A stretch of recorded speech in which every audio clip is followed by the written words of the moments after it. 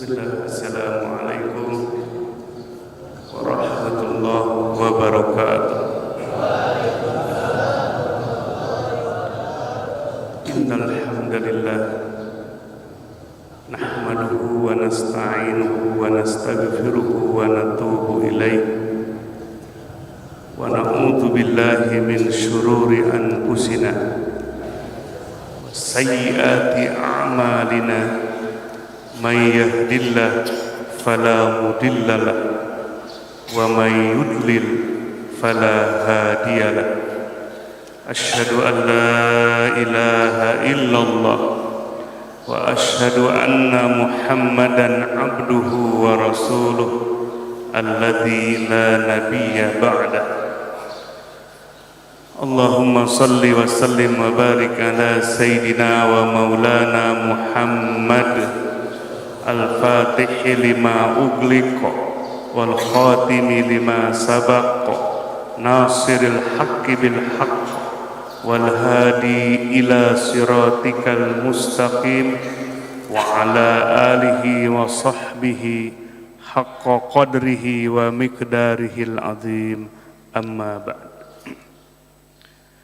Faqala Allah ta'ala fil Qur'anil Karim, A'udzu billahi minasy syaithanir rajim.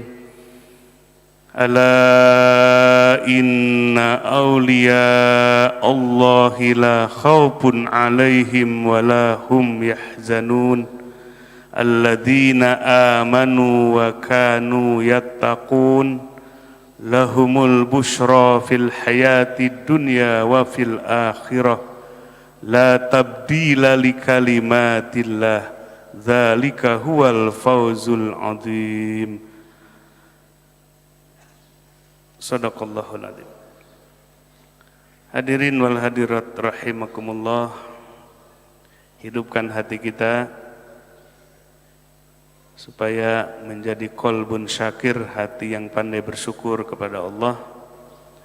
Di pagi hari ini, di hari Ahad, setelah Allah matikan kita, karena tidur adalah setengah dari kematian. Allah masih berikan kesempatan, ruh kita dilepaskan kembali, sehingga kita bisa bangkit dan bersyukur. Bagi kita semua yang dimampukan tahajud malam ini. Santri ikut tahajud semua? Jam berapa bangunnya?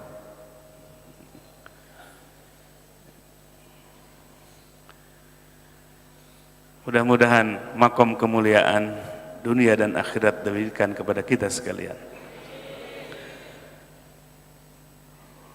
Termasuk kenikmatan di pagi hari ini, sehat lahir dan batin. Alhamdulillah. Nikmat sehat dirasakan kalau sudah diganti dengan sakit. Dirawat di rumah sakit, enak nggak? Walaupun di rumah sakit paling mahal tuh di Singapura. Mau nggak? Angkat tangan. Siapa yang mau dirawat di rumah sakit? Tapi sakit. Sehat terasa nikmat kalau sudah diganti dengan sakit, dengan lawannya. Kesempatan kehidupan dunia ini mahal apabila sudah diganti dengan kehidupan akhirat. Seseorang terasa kebaikannya kalau sudah meninggal dunia. Nyesel nggak berbuat kebaikan, sudah ditinggalkan, nggak bisa lagi tatap wajahnya. Kebaikan orang tua kita, kakek nenek kita, ketika hidup kadang sering terlupakan, tapi ketika sudah meninggal, ya ternyata mahal sekali. Pandailah bersyukur kepada Allah supaya tidak menyesal di kemudian hari. Hadirin wal hadirat rahimakumullah. Ya, pengajian ini nggak akan lama-lama, ya, sebab jadwalnya sampai isyraq ini. Kalau santri, dikirain sampai jam 9 katanya. Utlah. Nah, kalau jam 6, jam 8 harus masuk lagi sekolah ke kelas. Mau sampai jam 11 atau jam 6 saja? Tuh kan pinginnya tuh. Apalagi santri putri baru kemarin 3 hari di Batu Mahpar tuh, camping, kemah pakai samping.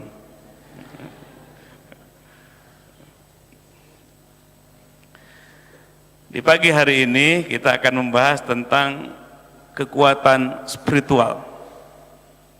Apa? Kekuatan spiritual. Nah, kita semua sebagai manusia diberikan potensi yang sama. Spiritual itu, spirit itu bahasa Inggris, kalau diterjemahkan artinya ruh atau ruhani. Punya ruhani semua? Punya ruhani ya? Jangan-jangan jasadnya aja ini. Yang hadir jasmaninya, ada ruhaninya. Nah, setiap diri kita manusia diberikan ruh oleh Allah, di mana istimewa sekali, baik sumbernya, bahannya maupun proses penciptaannya. Kita lihat sering ayat diulang ini, wa idza sawaituhu wa nafakhtu fihi mir ruhi. Ini penciptaan manusia. Ketika jasad manusia diciptakan oleh Allah sempurna, baik Nabi Adam dulu, manusia pertama, kemudian aku tiupkan ke dalamnya sebagian dari rohku. Bukan pengertiannya, bukan ruh Allah dibagi-bagi, atau ruh kita itu jadi bagian dari ruh Allah. Maksudnya adalah penghormatan ruh manusia itu diaku oleh Allah sebagai ruhnya.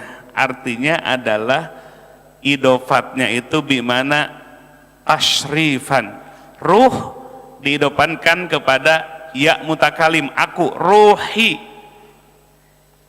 Idopat mengandung makna tashrifan, memuliakan ruh manusia sampai diakui bagian dari ruhku, firman Allah. Nah, ini potensi yang besar. Jadi Allah yang meniupkannya. Nah, kekuatan ruhani atau spiritual ini sangat luar biasa. Ya, kita mulai dengan kisah ini. Mau dengar nggak? Ya, dalam kitab Tanirul Qulub memuat tentang thubutu karomatil aulia, eksistensi karomahnya para wali Allah. Dulu di zaman Nabi, siapa yang raja itu? Nabi Sulaiman alaihissalam. Ya Nabi, ya raja. Ya, melanjutkan tahta ayahnya Daud alaihissalam. Ya raja, ya Nabi. Nabi Sulaiman melanjutkan, ya raja, ya Nabi juga. Bahkan lebih besar kekuasaannya. Kekuasaan yang besar itu semakin bersyukur kepada Allah, semakin mengenal kepada Allah. Kalau kita ini Bapak Ibu sekalian, nanya ke ibu-ibu dulu, kalau lagi banyak uang pikirannya kemana? Ayo jawab dengan jujur. Kalau lagi banyak uang, ada mobil fasilitas, uangnya banyak, sehat, kira-kira pikirannya kemana, Bu? Kemana? Jalan-jalan 100 untuk regua. Setuju? Gih atau jalan-jalan? Bapak-bapak, kalau lagi banyak uang, dikasih jabatan lagi oleh Allah, fasilitasnya banyak, peluangnya besar, mau kemana saja bisa. Kira-kira kemana pikirannya? Kemana hatinya? Ke Allah atau aji mumpung? Ke Allah atau aji mumpung? Banyak manusia diuji dengan nikmat gagal, Fir'aun diuji dengan nikmat, dengan kekuasaan, gagal. Namrud zaman Nabi Ibrahim alaihissalam diberi kekuasaan, diberi fasilitas besar, gagal.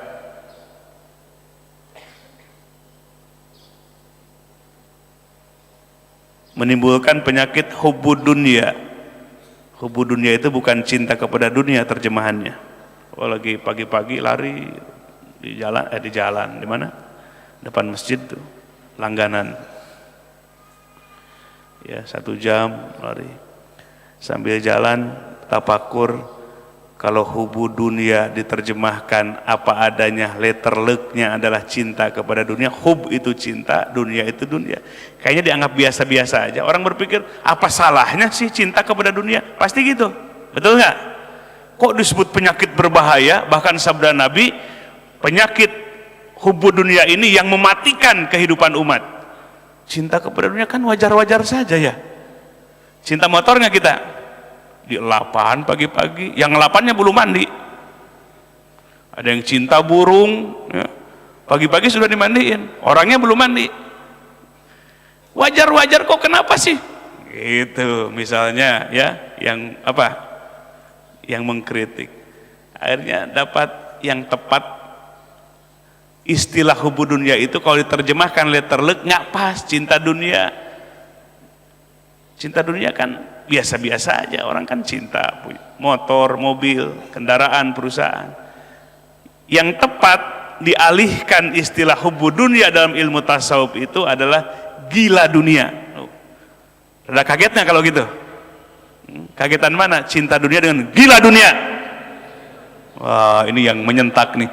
Oh, gila dunia, tergila-gila dengan dunia. Kalau orang gila sadar nggak?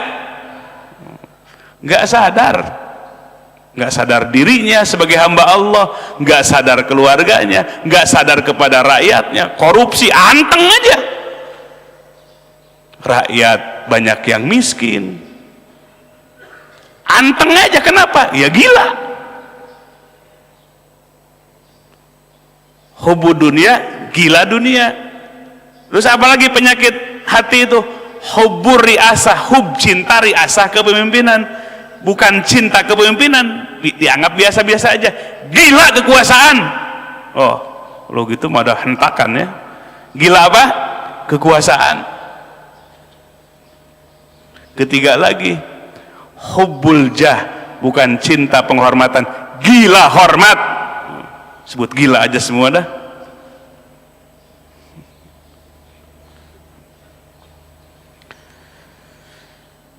Nah, jadi diberikan rizki oleh Allah. Dikasih rizki ujian bukan? Ujian bukan? Pada umumnya orang merasa diuji tuh kalau bangkrut datang ke guru. Kenapa? Sedang diuji, saya bangkrut. Lagi sukses nggak merasa diuji dengan kesuksesan, pincang jadinya. Padahal nikmat ujian, musibah ujian, sehat ujian, sakit ujian dari Allah. Mudah-mudahan diluluskan oleh Allah.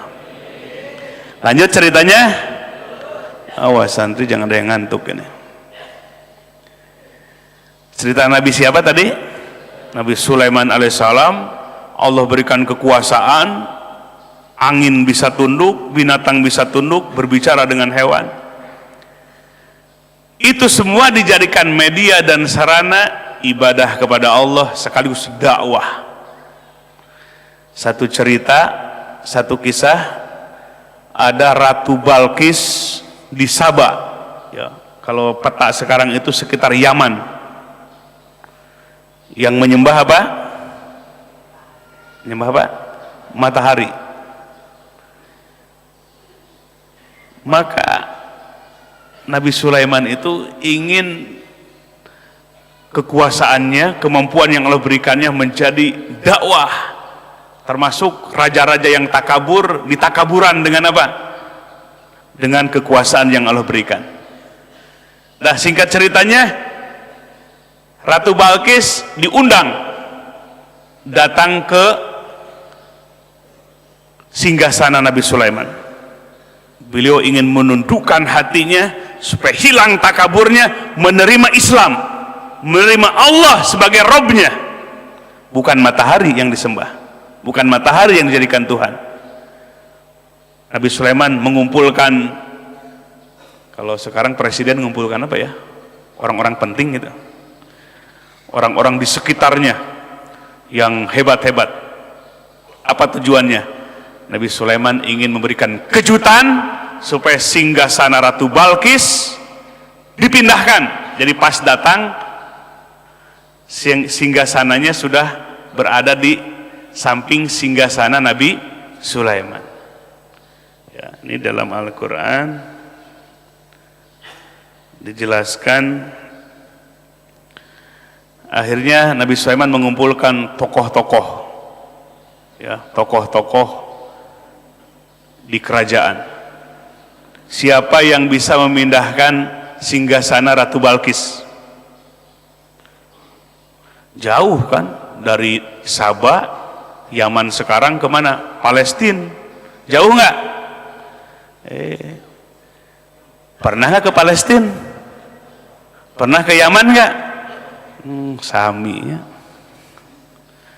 Ya, mudah-mudahan umroh bulan Desember Bapak akan berziarah ke Palestina. Mau ikut nggak? Udah daftar belum? Nggak cukup di mulut, nggak cukup di hati. Ya, semangat nyari rezekinya. Akhirnya siapa yang bisa? Berdirilah qala ifritun minal jinni. Berdirilah yang hebat dari kelompok jin, namanya siapa?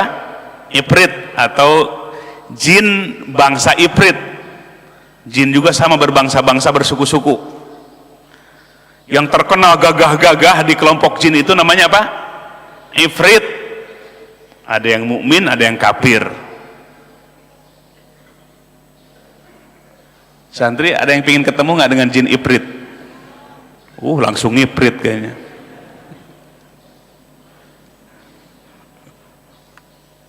Mau ketemu nggak sama jin? Jangan dibayangkan jin dan jun. Jin beneran. Bagaimana kemampuan jin Ifrit? Ia mengatakan, ana atika bih qabla an takuma mim maqamik. Aku akan datangkan singgasana itu sebelum engkau berdiri dari tempat duduk. Berarti berapa detik hitungannya? Ini duduk, kemudian berdiri. Kira-kira berapa detik? Ada 3 detik? Hebat nggak? Mindahin singgasana dari Yaman ke Palestina 3 detik, hebat nggak? Nah, jadi Nabi Sulaiman mencari mana jawaranya gitu. Bagaimana kata Nabi Sulaiman? Uridu asra min dalik. Aku pingin lebih cepat lagi daripada itu. 3 detik masih dihitung lambat. Aku ingin yang lebih cepat lagi dari itu. Qal, berkata, alladzi indahu ilmun minal kitab. Berdirilah orang yang di sisinya ilmu dari Alkitab. Apa yang diajarkan oleh Nabi Sulaiman diserapnya manusia. Siapa namanya? Asob bin Barohya. Siapa dia?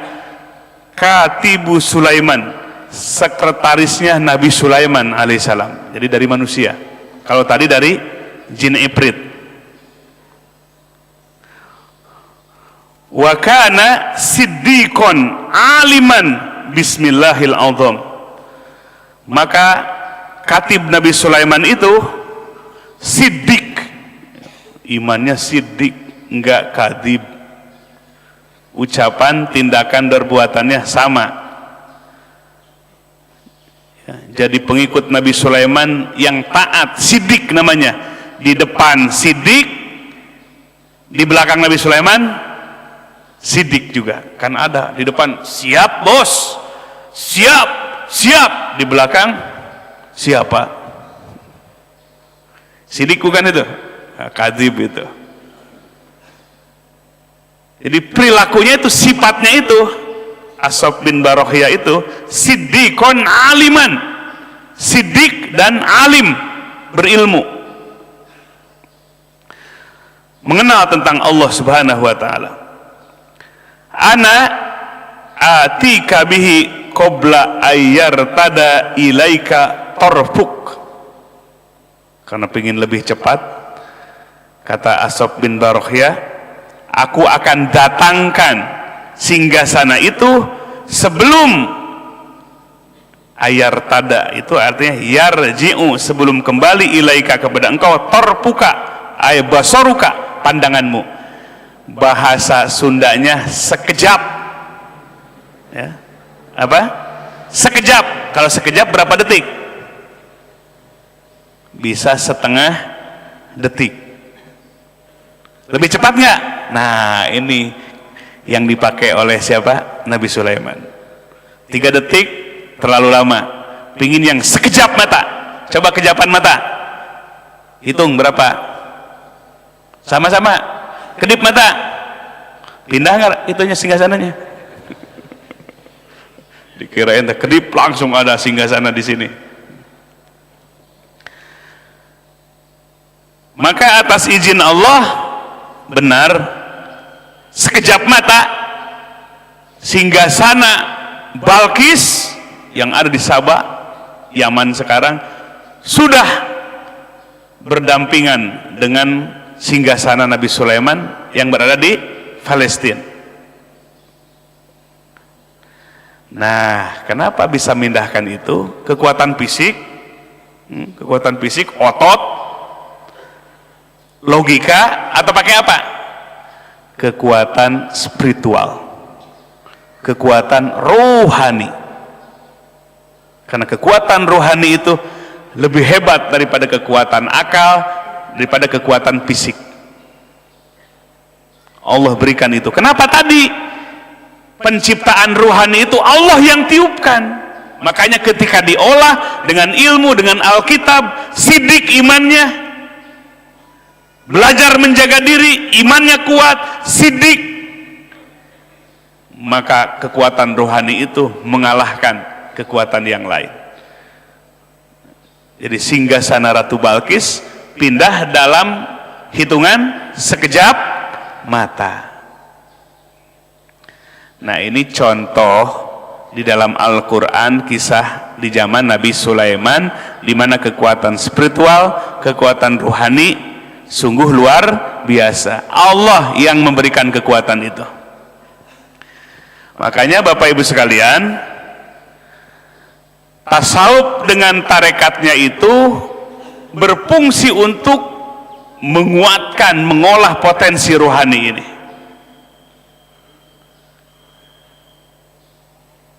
Bentuknya, kalau tadi memindahkan singgasana, yang lebih dibutuhkan adalah kekuatan spiritual, kekuatan rohani itu supaya kita mampu beribadah, mampu jihad di jalan Allah.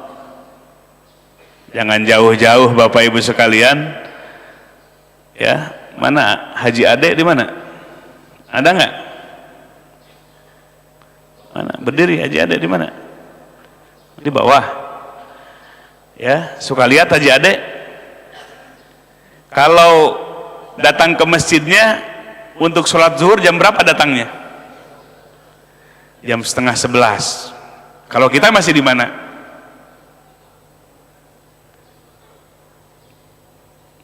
Sholat 5 waktu, fisiknya sudah apa? Sudah lemah. Jalannya pun harus dibopong. Tapi kekuatan spiritual yang ada dalam dirinya, kekuatan rohani, mengalahkan anu jag-jag, mengalahkan yang muda-muda, mengalahkan yang ototnya kuat. Kenapa? Kekuatan spiritual, kekuatan rohani. Hebat nggak? Ini kekuatan rohani.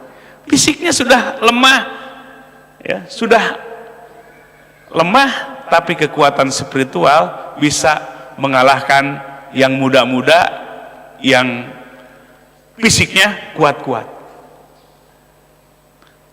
Kekuatan spiritual ini untuk beribadah kepada Allah. Jadi kalau kita ditunggu sama Adan, kalau Haji Ade, Adan ditunggu oleh Haji Ade, mana yang hebat? Ini mah kalau udah hayya 'alas shalah, nah itu berarti kita dipanggil oleh siapa? Ya, oleh Allah. Kalau Haji Ade mah ya, dia yang nunggu apa? Yang nunggu datangnya azan dan iqamah. Itu contoh yang kelihatan sekarang, namanya kekuatan apa? Spiritual. Lemah fisiknya, sudah lemah, tapi kalau rohaninya nyambung kepada Allah, rohaninya ma'rifat kepada Allah, karena terbimbing dari masa mudanya dalam ilmu tasawuf, dalam thariqah, sehingga digagahkan rohaninya. Fisik yang lemah menjadi kuat, nyampe ke masjid setiap sholat 5 waktu. Mau bisa gitu? Ini yang gagah-gagah, yang masih muda-muda, fisiknya yang masih kuat-kuat, malu nggak? Atau malu-malu dulu dah? Itu Bapak Ibu sekalian, nanti kalau masuk lubang lahat nggak bakalan nyesel, kakinya sudah dilangkahkan kepada panggilan Allah. Walaupun sudah lemah, dengan kekuatan spiritual, kekuatan rohani, maka melangkah terus, mengayuh terus, langkah demi langkah, bahkan mendahului datangnya azan. Masuk lubang lahat, tubuhnya, fisiknya masuk lubang lahat tidak akan nyesal, jadi tulang belulang gak bakalan nyesal, karena sudah dimaksimalkan fisiknya, dipakai ibadah kepada Allah, karena kekuatan spiritualnya. Mudah-mudahan yang lain bisa mengikutinya. Kalau balap lupat siapa yang duluan? Haji Ade atau santri? La haula wala quwata illa billahil aliyil adil. Nah, kekuatan spiritualnya masih contoh-contoh. Ada contoh masa lalu dalam Al-Quran, ada contoh yang bisa dilihat sekarang. Itu kemarin ada peserta OPOP itu satu program dari Kementerian Koperasi Provinsi Jawa Barat, One Pesantren, One Product. Ya, alhamdulillah Idrisyah ditunjuk untuk menyelenggarakan kegiatan tersebut yang dihadiri 257 pesantren, ya, hadir 527 pesantren, setiap pesantren 2 orang, ada pimpinan pesantrennya atau wakilnya, selama 1 minggu di sini. Makanya Mahad Ali balik lagi, yang tadinya sudah punya gedung, ya, selama kegiatan maka pakai dapang school lagi di masjid lantai 2, dapang school namanya, sekolah ngadapang. Kirain itu apa? Dapang school ya. Sekolah bari ngadapang, tanpa meja, tanpa kursi, di lantai 2. Kenapa? Karena gedung UI-nya dipakai sama peserta OPOP. Yang dari 257 pesantren itu dibagi 3 kelompok. Sudah 2 kelompok, ya, sudah berjalan, tinggal besok hari Senin kelompok yang ketiga, yang terakhir. Jadi jumlah semuanya 257 pesantren. Setiap pesantren mengirimkan 2 utusan, ada yang kiainya langsung, ada yang wakil kiainya. Jadi Idrisyah harus mengajarkan ilmu manajemen sekaligus tentang ilmu ekonomi. Alhamdulillah ini para presenternya. Ya, mana Ustadz Adang Nurdin berdiri. Ini alhamdulillah sudah S2. Alhamdulillah bisa mengajarkan kiai-kiai dari 257 pesantren. Mana lagi? Sudah S2 nih. Kalau udah S2 tuh M, bukan mantu. Saya juga pakai M, itu mah M-nya menantu itu mah. Kalau MM Master Manajemen atau Magister. Mana lagi? Nah ini nih yang paling muda ini ya, Ustadz Aka Ahmad Tazaka. Berdiri, takut ada yang nggak kenal ini. Nah ini alhamdulillah sudah S2 juga, alhamdulillah. Mana lagi? Ega Abdul Ghafur. Nah, ini udah MM belum? Atau udah? Alhamdulillah tuh. Ya, ini program dari Agnia Care dan pendidikan bisa memberikan apa namanya? Beasiswa untuk S1, S2 sampai S3, terakhir S lilin. Masih ada lagi yang memberikan presentasi? Nah, ini Haji Ubun Bunyamin ini, MM lagi berdiri.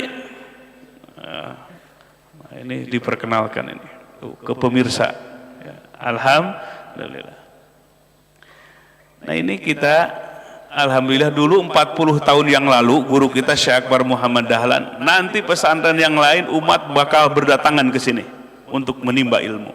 Alhamdulillah Allah bukakan setahap demi setahap. Alhamdulillah. Gak sedikit 257 pesantren yang ada di Jawa Barat. Dan ini program 5 tahun ke depan tiap tahun. Idrisiah untuk memberikan ilmu sekaligus mereka magang praktek di sini di unit-unit usaha. Ya, mudah-mudahan terus menyebar kemanfaatannya yang lebih luas lagi. Nah ada peserta ya ajengan dari pesantren mana tuh? Ya, dari Garut, dari mana?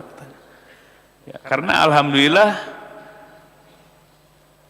mereka pingin mendapatkan talqin zikir dan ijazah tarekat Idrisiyah. Alhamdulillah ratusan peserta ingin bertalqin dan mengambil ijazah tarekat Idrisiyah ini. Alhamdulillah.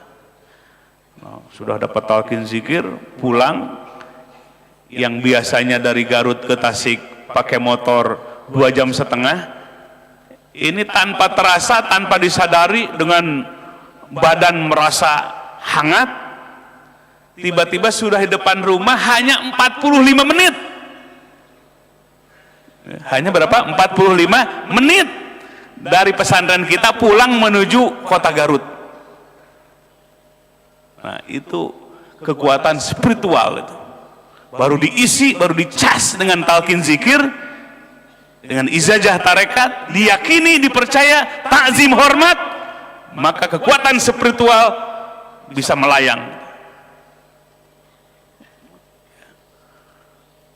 Kecepatannya di atas rata-rata. Kekuatan rohani membuat mendorong jasmani sekaligus motornya.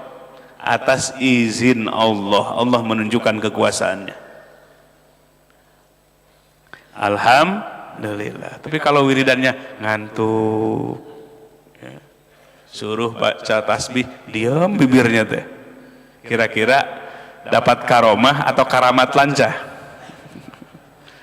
Ya, orang Sunda karamat lancah itu sarang laba-laba itu.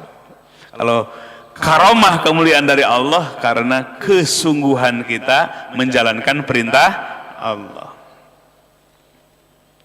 Bahkan dulu di zaman Syekh Akbar Abdul Fattah ada seorang murid dari Jakarta Batu Tulis suluh ke Tasikmalaya hari Jumat,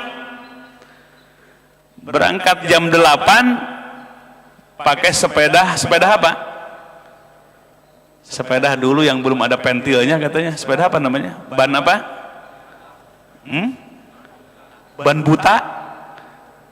Ngegoes dari Batu Tulis diperintahkan oleh Syekh Akbar Abdul Fattah nyampe sebelum adzan zuhur, adzan Jumat. Ya. Bayangkan dulu kira-kira jalannya udah ada tol belum? Udah ada aspal belum yang bagus? Sepedanya aja sepeda ban buta, bannya nggak melek.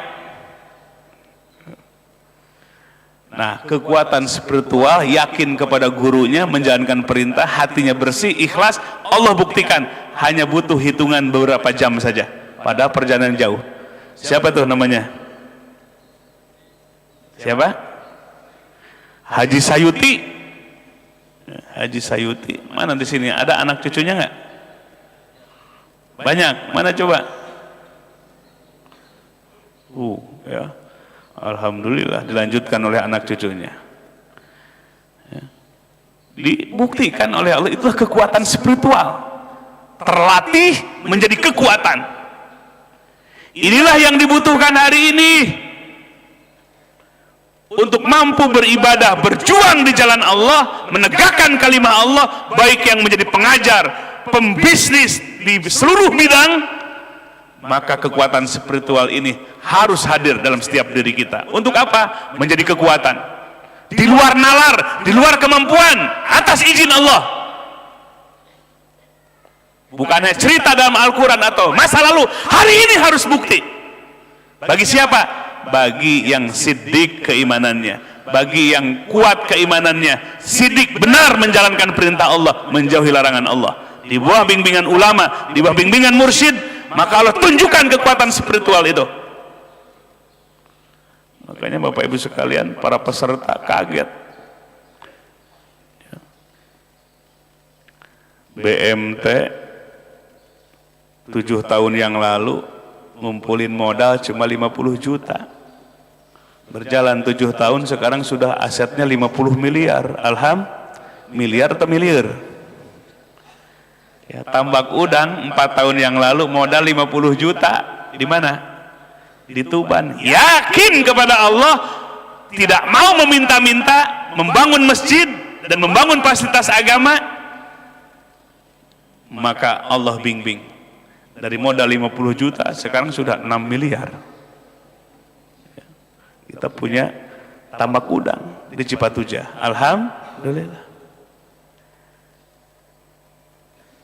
Jadi ini kekuatan spiritual.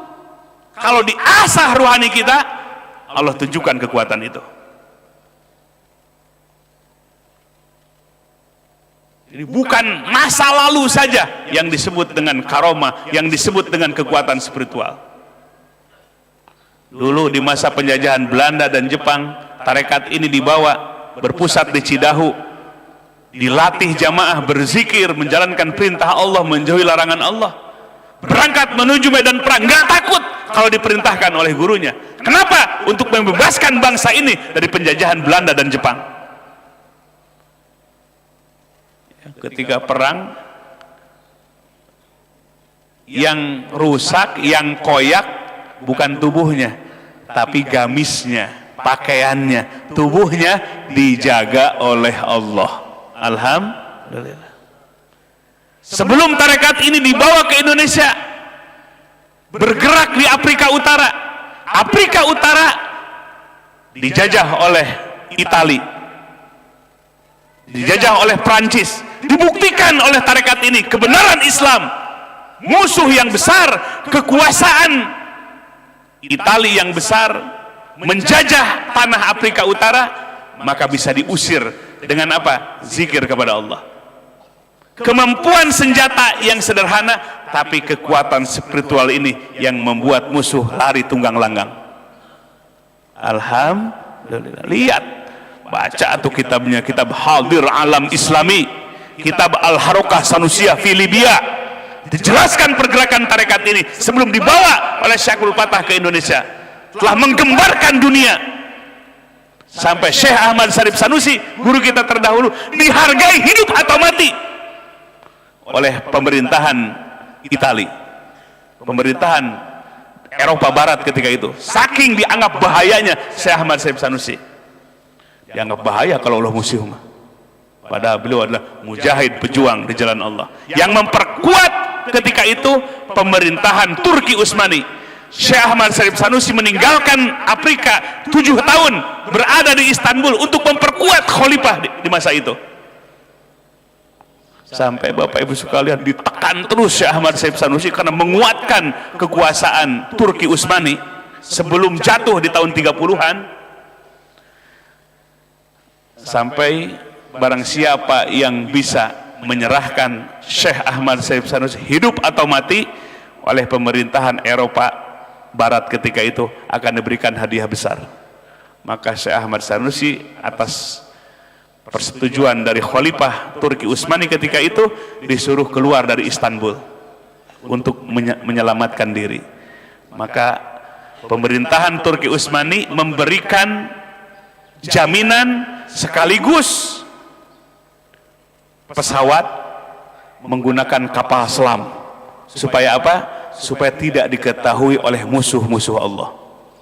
Jadi dari Istanbul pakai kapal selam yang dimiliki oleh pemerintahan Turki Utsmani supaya selamat, maka beliau menuju ke Jazirah Arabia, kemudian tinggal di Jabal Abi Qubais Makkah Al-Mukarramah. Disitulah perjumpaan Syekh Akbar Al-Fatah dengan Syekh Ahmad Syarif As-Sanusi. Santri hafal nggak sejarahnya ini? Dibaca nggak kitabnya? Ya, sekarang kitabnya sudah nggak gundul lagi, sudah banyak yang jabrig, ya, sudah diterjemahkan ya, ke dalam berbagai bahasa termasuk bahasa Indonesia, sejarah tarekat ini. Itulah kekuatan spiritual, kekuatan ruhani yang diberikan oleh Allah Subhanahu wa Ta'ala. Makanya harus diasah. Ini mah sama ngantuk kalah, sama males kalah. Dul PS dul ngedul. Dari rumah mau datang ke sini ada ada tentara Israel gak yang ngalang-halangi bahasa senjata? Nggak ada. Siapa yang menghalang-halangi? Nafsu kita. Nafsu kita masih kalah. Dengan nafsu masih kalah. Berarti lemah kekuatan spiritual kita. Tapi kalau kekuatan spiritual kita kuat, mampu menundukkan hawa nafsu, sehingga dimampukan taat kepada Allah Subhanahu wa Ta'ala. La ilaha illallah Muhammadur Rasulullah fi kulli lamhatin wa nafasin.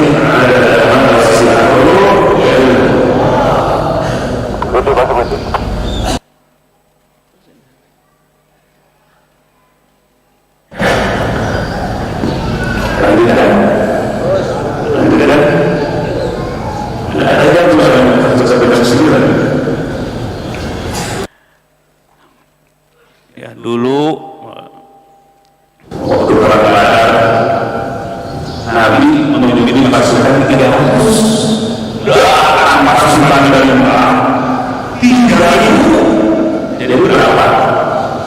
Banding 1 lawan 10. Nabi dan sahabat 300 orang, terus berapa? 11. Kira-kira satu benar.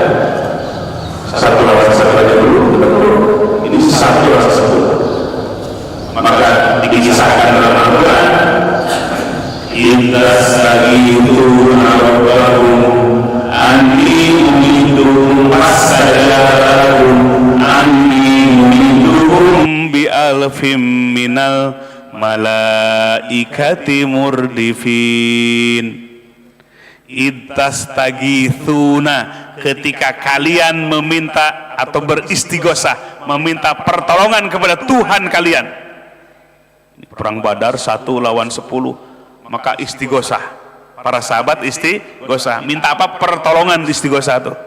Ittastagithuna rabbakum, ketika kalian beristighosah, meminta pertolongan kepada Tuhan mereka.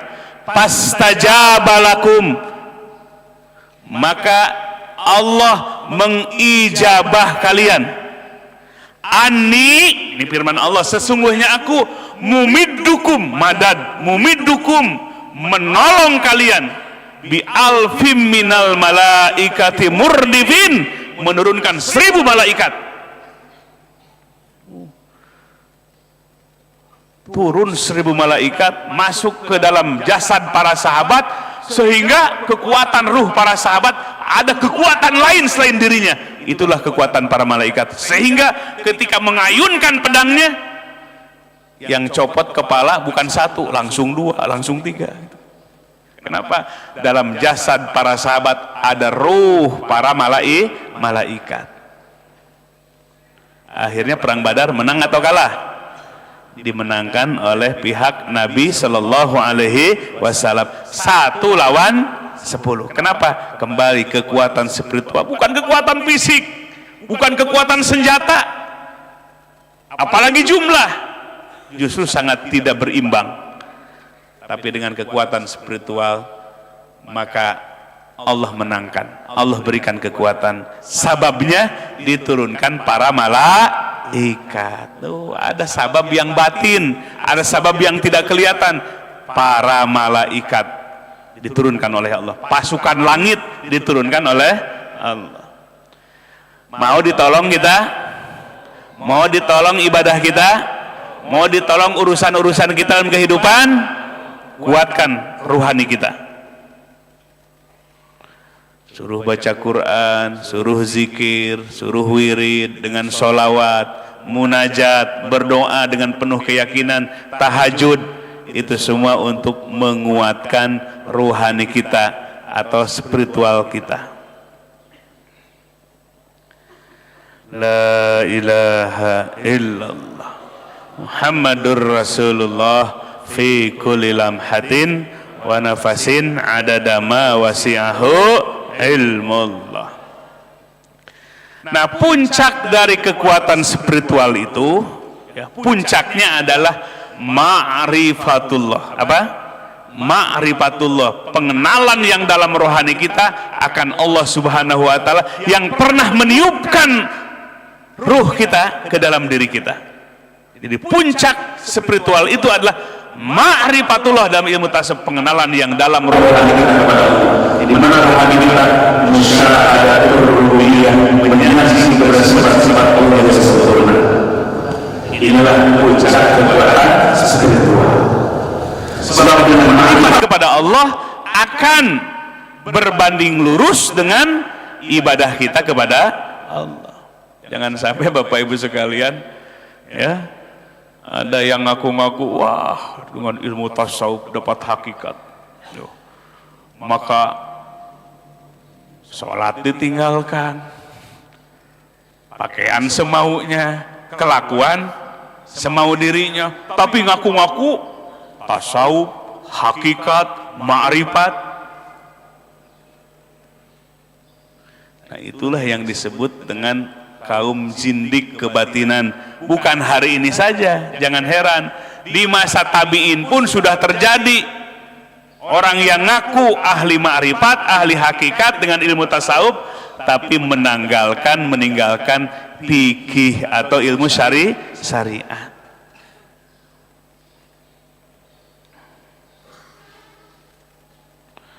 La ilaha illallah Muhammadur Rasulullah fi kulli lamhatin wa nafasin adada ma wasi'ahu. Hatinya merasa dekat dengan Allah, bahkan melihat Allah. Salat enggak, pakaian semau-maunya, perilaku seenake dewe, sekarep ingsun. Nah, itu adalah kebohongan atas nama ilmu tasawuf. Hadirin wal hadirat rahimakumullah.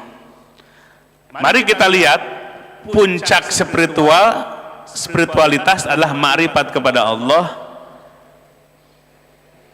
termasuk bersatunya diri dengan Rasulullah Sallallahu Alaihi Wasallam. Ya. Dalam kitab Majmu'atu Kutubin Mufidah ini mengutip ungkapan Syekh Muhammad Al-Mahdi radhiyallahu an. Satu waktu guru kita Syekh Muhammad Al-Mahdi masuk ke dalam kamar ayahnya, yaitu Syekh Muhammad ibn Ali As-Sanusi rahimahullah radhiyallahu an. Rawa al-Mahdiyu annahu dakhala ala abihi ay Muhammad ibn Ali As-Sanusi fi maradihi al-akhir faqala fawajadtuhu mutahalhilan wal anwaru sati'atun wa huwa yaqul hadhihi yadun nabiyyi sallallahu alaihi wasallam wa madda yadahu asy-syarifah fa akhadtuha wa sallamtu alaihi zahiran wa batinan wa ka'annahu kana waqta tajalliyin imtijaziyin wa huwa imtijaju ruhain fi zatin wahidah. Ini bagian dari puncak spiritual di mana seorang mursyid berjumpa dengan rohani Rasulullah sallallahu alaihi wasallam. Ini diriwayatkan oleh Muhammad Al-Mahdi bahwa sesungguhnya beliau masuklah menemui ayahnya di kamar yang khusus di masa sakit yang terakhir sebelum wafat. Kata Syekh Muhammad Al-Mahdi, "Fawajadtuhu mutahalhilan." Aku menemui ayahnya atau gurunya Muhammad ibn Ali As-Sanusi mutahalhilan, sedang bersandar karena sakit. Wal anwaru sati'atun. Di dalam kamar itu terpancar cahaya ya, dari tubuh Syekh Muhammad ibn Ali As-Sanusi. Wa huwa yaqul, kemudian ayahnya sekaligus gurunya berkata, hadhihi yadun nabiyyi sallallahu alaihi wasallam. Ini adalah tangan Nabi yang mulia Muhammad sallallahu alaihi wasallam, sambil menjulurkan tangannya. Fa akhadtuha wa salamtu alaihi. Maka Syekh Muhammad Al-Mahdi memegang tangannya dan mengucapkan salam kepadanya zahiran wa batinan. Zahir kepada ayahnya, batin kepada ruhani Nabi Muhammad sallallahu alaihi wasallam. Nah, kondisi seperti itu disebut adalah tajalli, di mana tajalli itu imtizajur ruhain, bercampurnya dua ruhani fi zatin wahidah, dalam satu jasad. Seperti tadi menyatunya rohani malaikat dengan siapa? Rohani para sahabat dalam perang Badar. 1000 malaikat masuk ke dalam tubuh para sahabat sehingga menjadi kekuatan spiritual. Demikian pula atas izin Allah, rohani Rasulullah SAW menjumpai Syekh Muhammad ibn Ali As-Sanusi. Maka dalam diri Syekh Muhammad ibn Ali As-Sanusi ada ruh dirinya dan ruh Rasulullah sallallahu alaihi wasallam. Itu dalam ilmu tasawuf disebut tajalli ya, disebut apa? Tajalli. Nah, ini bagian dari kekuatan spiritual. Sebab Bapak Ibu sekalian, rohani para nabi dan para wali Allah sudah wafat, meninggal, kemudian ke alam barzakh. Maka di alam barzakhnya itu tidak selamanya di dalam alam barzakh, tapi tazawaru wa tahadatsu. Para nabi dan para wali Allah itu tidak diam di alam barzakhnya, tapi saling berkunjung satu sama lain, ngobrol satu sama lain, berbahagia di alam barzakhnya. Bahkan dalam kitab Ar-Ruh yang dikarang oleh Syekh Ibnu Qayyim Az-Zawjiyah, sekali kalau Allah izinkan ruhaninya menemui orang yang masih hidup untuk memberikan bimbingan dan petunjuk.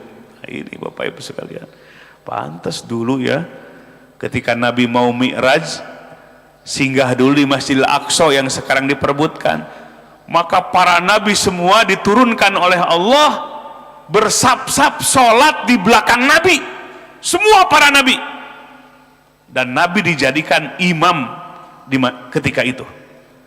Jadi di alam barzakh diturunkan oleh Allah, dari alam barzakh para nabi diturunkan ke bumi, datang ke Masjidil Aqsa, sholat bersap-sap di belakang Nabi Sallallahu Alaihi Wasallam. Nah, itu contoh bahwa rohani para nabi itu tidak terus di alam barzakh, tapi atas izin Allah bisa turun ke bumi ini memberikan petunjuk.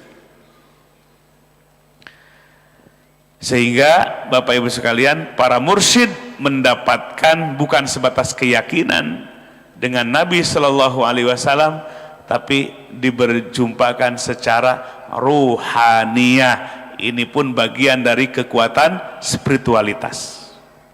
Jadi mursyid semangat kembali, menyala-nyala untuk menjalankan tugasnya. Kenapa? Karena tantangannya berat menyampaikan agama Allah. Kalau tidak ada kekuatan spiritual, berjumpa dengan Nabi, maka tentu akan lemah menjalankan tugas. Seperti Nabi sebelum Mi'raj diperkuat dengan hadirnya para Nabi, sehingga setelah pulang Mi'raj, Isra dan Mi'raj, semangat lagi menjalankan dakwahnya. La ilaha illallah Muhammadur Rasulullah fi kulli lamhatin wa nafasin adada ma wasi'ahu.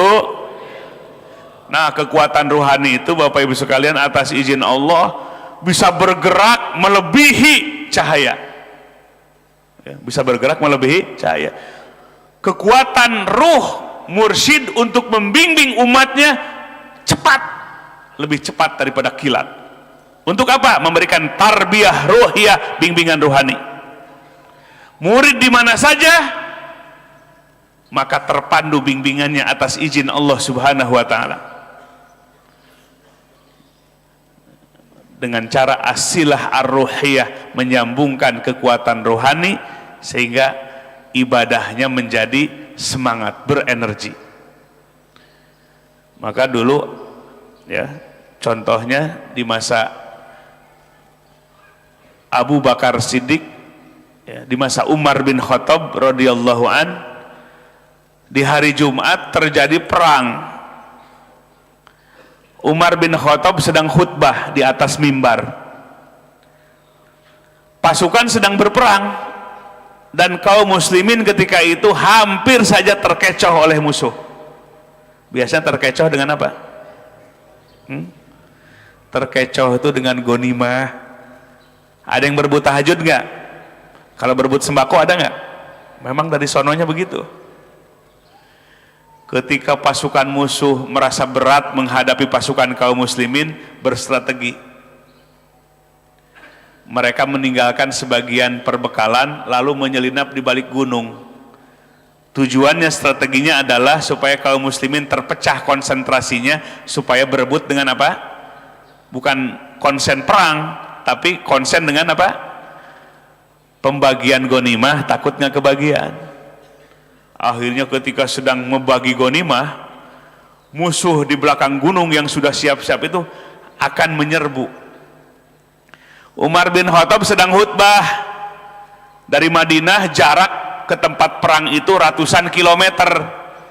Maka ruhaninya diperlihatkan oleh Allah melihat apa?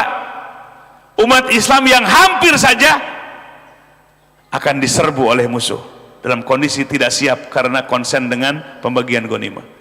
Maka Umar bin Khattab ketika khutbah memanggil mereka, as-sariyah al-jabal, as-sariyah al-jabal.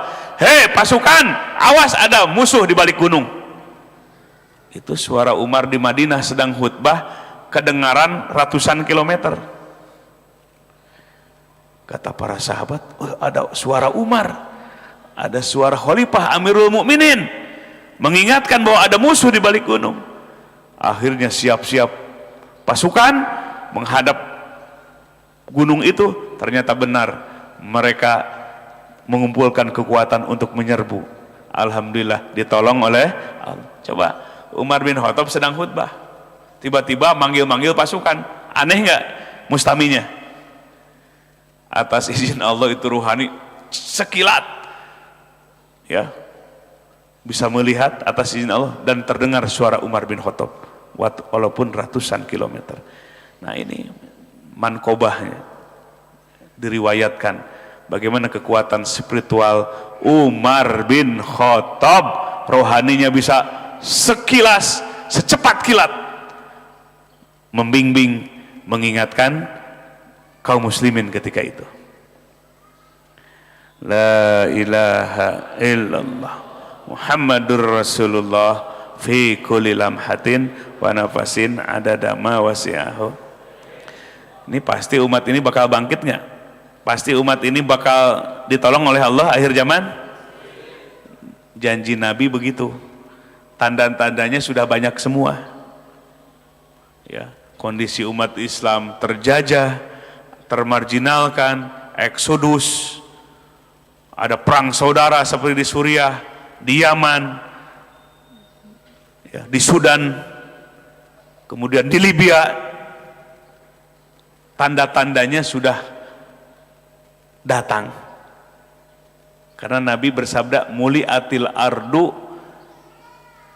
juron wapisko. Tandanya akan dibangkitkan oleh Allah itu di akhir zaman itu, kalau kondisi bumi ini penuhi oleh kefasikan, kezoliman, pengingkaran, dan kesewenang-wenangan.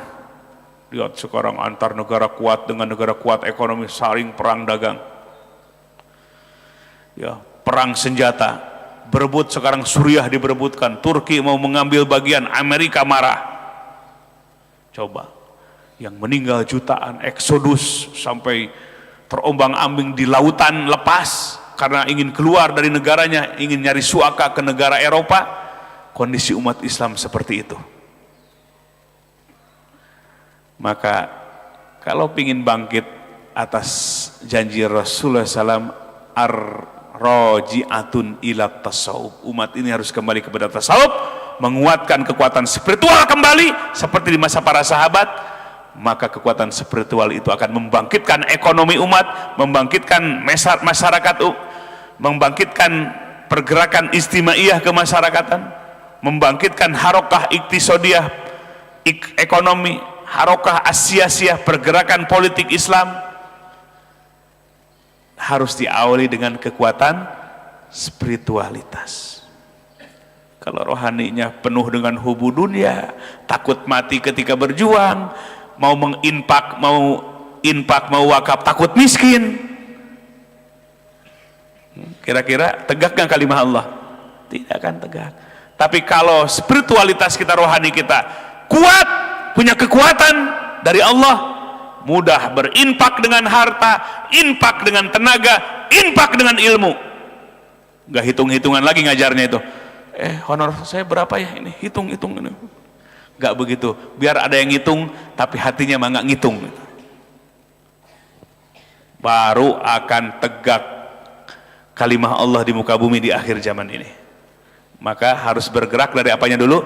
Ruhaninya, bergerak menghadap dan mendekat kepada Allah. Thariqah adalah jalannya ruhani menuju kepada Allah.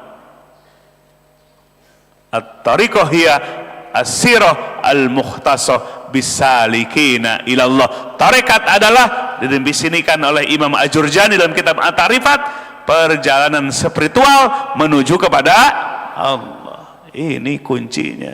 Sudah dikasih kuncinya, ini susah mukanya. Kuncinya dipegang aja. Nabi sudah ngasih kuncinya. Nabi sudah ngasih solusinya. Kalau umat ini akan bangkit. Tapi berat. Ya, mudah-mudahan kita mulai dari langkah satu. Kita berangkat dari yang kita miliki, yang kita mampu. Siap semua? Siap. Siap?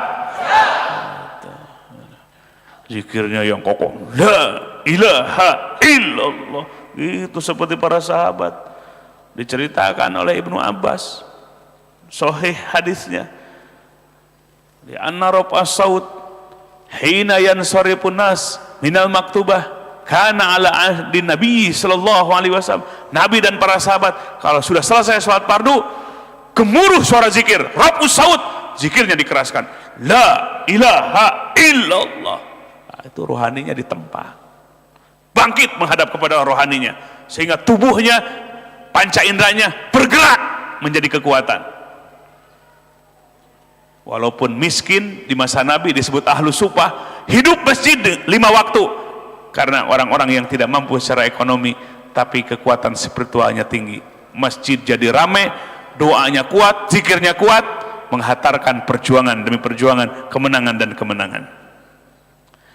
Hadirin wal hadirat rahimakumullah, itu saja yang bisa disampaikan di pagi hari ini.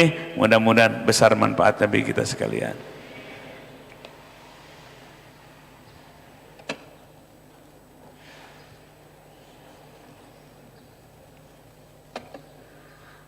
Yuk sebelum berdoa, pejamkan matanya.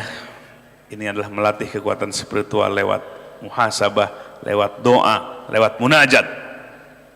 Bahkan doa adalah mukhul ibadah, otaknya ibadah, pergerakannya ibadah, bergeraknya ibadah kita karena ada doa. Harapan kepada Allah, aplikasikan dengan bentuk ibadah, dengan usaha yang benar.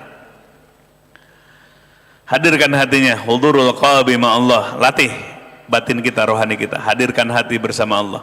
Wal iqbalu alaih, hadapkan hati kita kepadanya. Kemudian wal irad anil khalqi wa dunya, keluarkan dari hati dan pikiran kita gambaran dunia dan makhluk yang akan menghalangi komunikasi kita, hubungan kita dengan Allah Subhanahu wa taala. Mari Bapak Ibu sekalian bacakan kalimah-kalimah penting walaupun beberapa kali untuk membersihkan hati kita, rohani kita, sekaligus menghidupkan dan menguatkan spiritualitas kita. Astagfirullahaladzim wa atubu ilaih. Astagfirullah wa atubu ilaih. Astagfirullahaladzim. Astaghfirullahaladzim. Ucapkan dari hati yang paling dalam. Astaghfirullahaladzim. Astaghfir. Akui seluruh dosa-dosa kita, kezaliman yang kita lakukan di masa lalu, kemaksiatan yang kita lakukan di masa lalu. Tumbuhkan rasa khauf, takut kepada Allah, penyesalan yang dalam, tetesan air mata yang tidak bisa dibendung, membuat murka Allah menjadi surut. Allah ampuni dan Allah kasihi hamba-hamba yang rajin bertobat kepada Allah, bukan sebatas diampuni tapi dicintai oleh Allah, sampai para malaikat iri dengan gemuruhnya kalimah istighfar, karena para malaikat di sana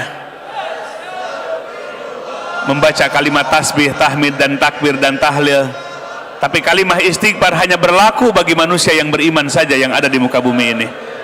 Ketika gemuruh istighfar yang diucapkan oleh penduduk bumi membuat Allah menurunkan ampunan dan kasih sayangnya, itulah yang membuat iri, cemburunya para malaikat kepada ahli bumi dengan kalimah istighfar.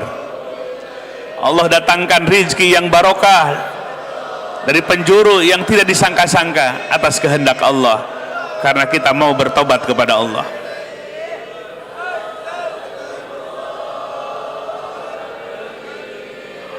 Astagfirullahaladzim wa atubu ilaih. Mari kita lapalkan kalimah thayyibah, kalimah la ilaha illallah.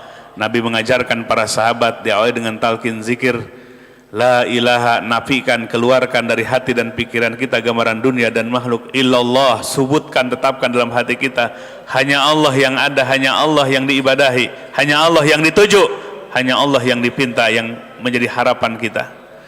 Afdhalu dzikri fa'lam annahu la ilaha illallah Muhammadur Rasulullah fi kulli lamhatin wa nafasin adada ma wasi'ahu ilmullah la ilaha illallah Muhammadur Rasulullah fi kulli lamhatin wa nafasin adada ma wasi'ahu ilmullah la ilaha illallah Muhammadur Rasulullah fi kulli lamhatin wa nafasin adada ma wasi'ahu ilmullah la ilaha illallah. Terus hidupkan hati kita dengan kalimah thayyibah. Hati kita akan terang benderang, hati kita akan bersinar dengan kalimah itu.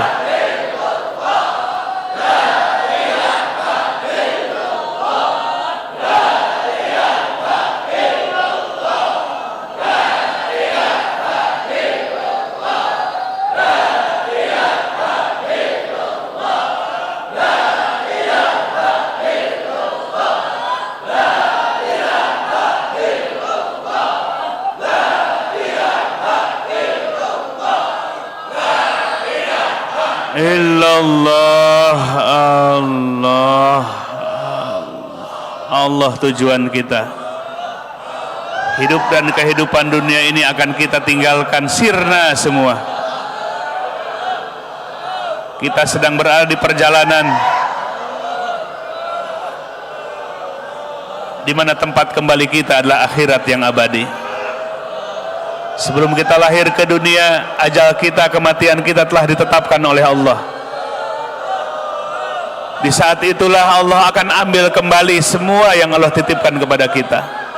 Suami akan berpisah dengan istrinya, demikian pula sebaliknya.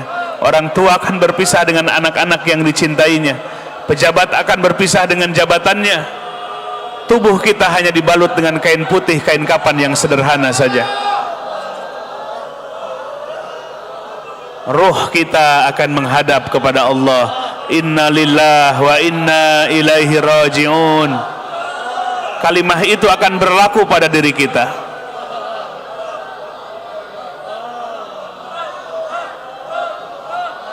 Cek dan periksa bekal kita pulang kepada Allah. Mana amal soleh kita? Sudah ikhlas apa belum?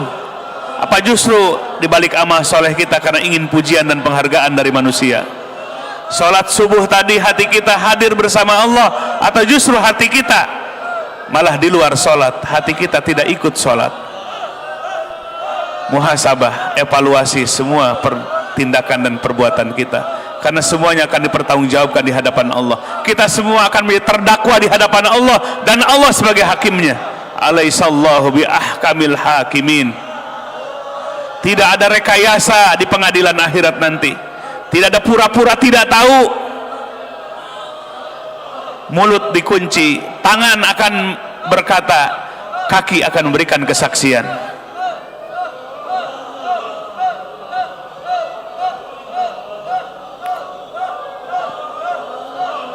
Semuanya akan dipertanggungjawabkan.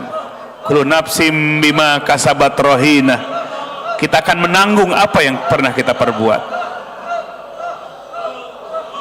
Kesalahan di masa lalu, jangankan di akhirat, di dunia kita sudah memikul aibnya, beratnya, pedih dan pahitnya karena kesalahan di masa lalu kita.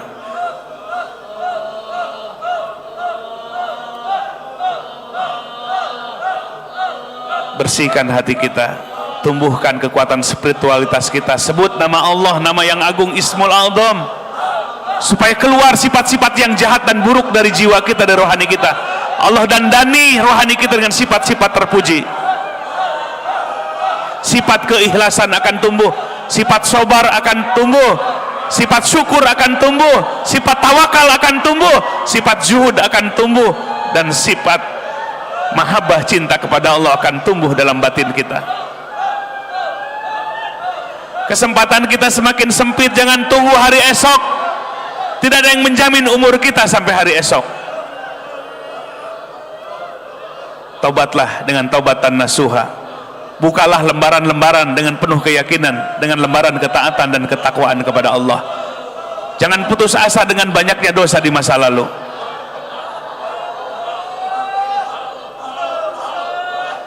Dosa kita banyak, tapi lebih banyak ampunan Allah. Dosa kita besar, tapi lebih besar ampunan Allah. Inilah yang harus kita manfaatkan, kebaikan dari Allah. Tataplah hari esok. Kita akan pulang kepada Allah. Kita akan memasuki alam barzah. Kita akan memasuki padang mahsyar, di mana dibangkitkan semua manusia dari kubur menuju mahsyar, berkelompok-kelompok di sana. Dan Allah persiapkan bagi hamba yang soleh dengan surga penuh kenikmatan, kenikmatan yang perfect, yang sempurna, kenikmatan yang abadi selama-lamanya. Tidak ada rasa kesedihan lagi. Di surganya Allah. Berharap kita menjadi tetangganya para nabi, tetangganya siddiqin, syuhada, sholihin.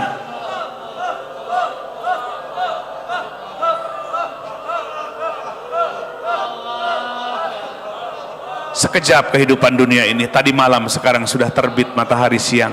Terus waktu bergerak tanpa henti, apalagi mundur. Semakin dekat dengan ajal kematian kita masing-masing, semakin dekat dengan hisaban pertanggungjawaban kita masing-masing.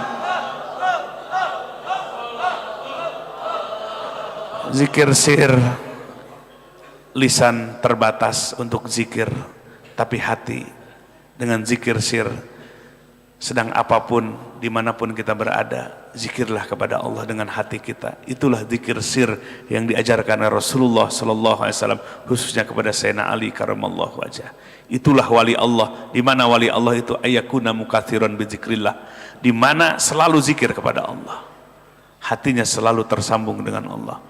Walaupun sedang berbisnis, kapanpun dan dimanapun, hatinya tidak putus dari mengingat dan mengagungkan Allah sampai akhir hayat, sampai Allah panggil. Mari kita agungkan Nabi, hadirkan Nabi, perjuangannya, kesabarannya, kecintaan dan tanggung jawabnya dengan bersolawat kepada Nabi. Allahumma salli ala Sayyidina Muhammadin Nabiyil Ummi wa ala Allahumma salli ala Sayyidina Muhammadin Nabiyil Ummi wa ala alihi wa sahbihi wa sallim. Allahumma salli ala Sayyidina Muhammadin Nabiyil Ummi wa ala alihi wa sahbihi wa sallim. Angkat kedua tangannya, Allah kabulkan doa di majelis zikir, diaminkan oleh para malaikat sayyarah. Itulah yang dijanjikan oleh Rasulullah SAW. Banyak problem-problem kita yang ingin diselesaikan oleh Allah, banyak hajat kebutuhan kita yang ingin dipenuhi oleh Allah. Angkat tangannya tinggi-tinggi, tumbuhkan keyakinan dengan seyakin-yakinnya. Amin ya Allah ya Rabbal Alamin. Allahumma rizukna ghayata ladhati nadri ila wajhik wa ghayata syauqi ila liqa'ik wa ghayata ma'rifatik wa ghayata mahabbatik wa ghayata musyahadatik wa ghayata mukalamatik wa ghayata afiyatik wa ghayata inayatik wa ghayata ulumik wa ghayata anwarik wa ghayata asrarikal ghayata allati a'taitaha nabiyyaka sayyidana wa maulana Muhammadan sallallahu alaihi wasallam min kulli dzalika fi ghairi darra'in mudirrah wala fitnatin mudillah wa antu qawiyana kama qawaita wa tu'ayyidana kama ayyadta innaka ala kulli syai'in qadir. Ya Ghaniyu agnina bifadlika amman siwak. Allahumma yassir wa la tu'assir umurana fa inna taysira kulli asirin fa alayka yasir. Rabbana hab lana minas salihin, Rabbana hab lana min azwajina wa dhurriyyatina qurrata a'yun waj'alna lil muttaqina imama. Subhana rabbika rabbil izzati amma yasifun wassalamun alal mursalin walhamdulillahi rabbil alamin. Al-Fatihah.